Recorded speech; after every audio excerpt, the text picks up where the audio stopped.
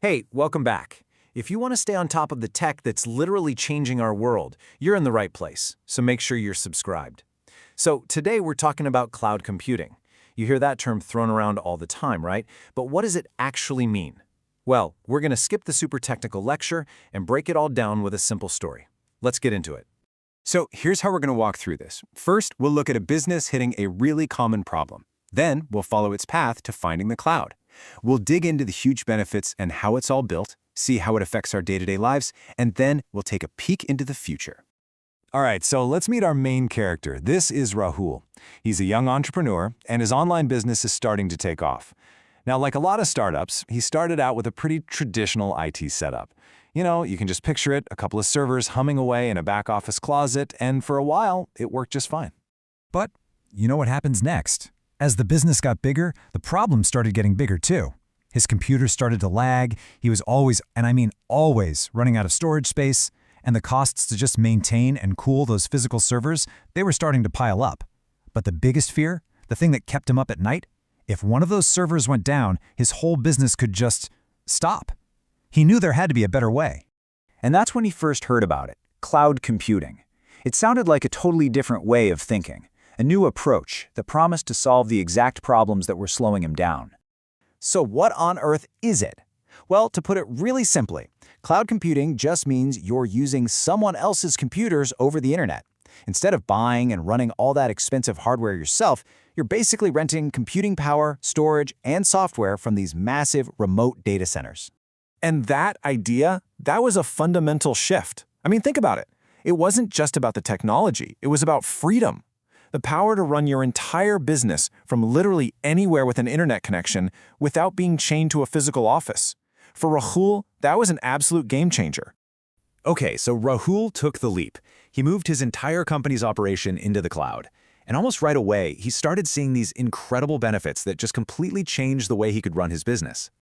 Now, the source material points out a whole bunch of advantages. Things like security, automatic updates, being able to scale up or down, but we're going to zoom in on two of the biggest ones, starting with the one every single business owner cares about, the bottom line. And this slide really lays out the financial difference perfectly. Over on the left, you've got the old way. Buying bulky servers, paying people to maintain them, constantly upgrading hardware, and even the electricity bills to run and cool the whole thing. But on the right, you have the cloud model. It's more like a utility, like your power bill. You only pay for exactly what you use. That turns a massive upfront cost into a predictable, manageable monthly expense. Okay, but what about security, right? People always ask, is my data really safe up there? Well, think about it. The major cloud providers have armies of security experts and use incredibly advanced tools like top-tier encryption and multi-factor authentication. For a small business like Rahul's, this level of protection is often way, way better than anything he could have afforded to build on his own. So we get why the cloud is so useful, but how does it actually work? Well, the cloud isn't just one single thing. It's really a stack of different services and models that you can pick and choose from, depending on what you need. It helps to think of it in layers. At the very bottom, you've got IaaS, or Infrastructure as a Service. This is like renting the basic digital building blocks, the virtual servers, the storage. In the middle, there's PaaS, Platform as a Service, which gives software developers a ready-made environment to build and test their apps. And then at the top, you have SaaS, Software as a Service. This is the stuff most of us use every single day, like Gmail or Office 365. And you can set these services up in a few different ways. A public cloud is shared among lots of different users, which makes it super cost-effective and perfect for startups. A private cloud is dedicated to just one single organization, giving them maximum control. You see this a lot with big corporations. And then a hybrid model? Well, it's exactly what it sounds like. It mixes both, giving a business the flexibility to keep its most sensitive data private while using the public cloud for everything else. So Rahul's business is booming, all thanks to the cloud. But his story is really just one small example. The truth is, cloud computing has moved way beyond just business tech. It's now woven into the fabric of our everyday lives and, of course, the job market. I mean, just think about your day. When you stream a movie on Netflix, check your bank account on your phone, or shop online during a huge sale, you're using the cloud. It's the invisible engine powering pretty much every major sector, from healthcare and education to media and finance. And because basically every industry on the planet now depends on it, there's a massive demand for people who actually know how to build and manage all this stuff.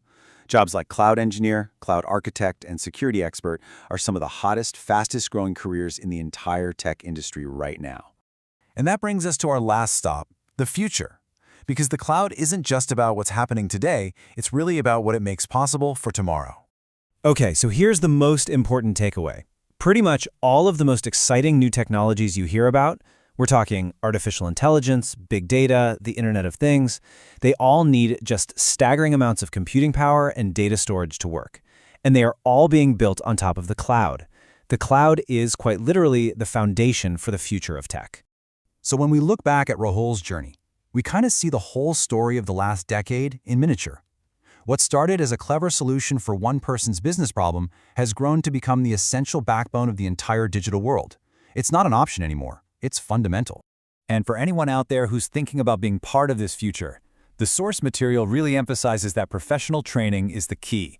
It points out that there are platforms designed to help people build the real-world skills they need for a career in the cloud, mentioning PCDS.in as one of those places.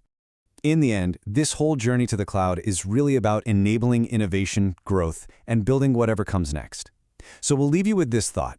As this incredible technology continues to reshape everything around us, what will you build with it? Thanks for joining me for this one. For more info, you can always check out the resources from our source material. And hey, don't forget to subscribe so you don't miss our next explainer.